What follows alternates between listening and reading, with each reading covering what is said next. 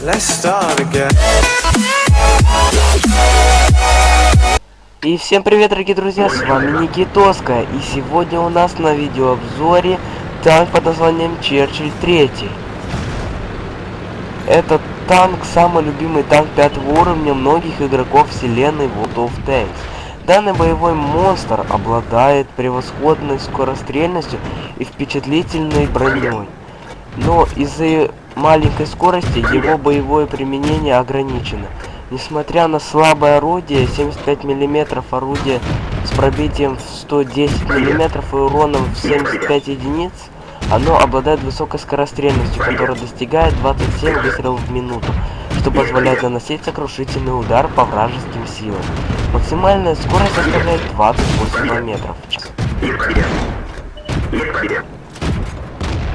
Доходность Черчилля 3. Доходность у Черчилля 3 впечатляет без учета премиум аккаунтов. Ваше вознаграждение может достигать 20 тысяч серебра, а с учетом премиум аккаунта можно заработать до 40 тысяч серебра. Уровни боев у Черчилля 3 колеблются от 5 до 6 максимум. Бронирование в миллиметрах. Корпус, лоб 176, борта 76, корма 51, башня, лоб 88, боковая сторона 88, задняя часть башни 77.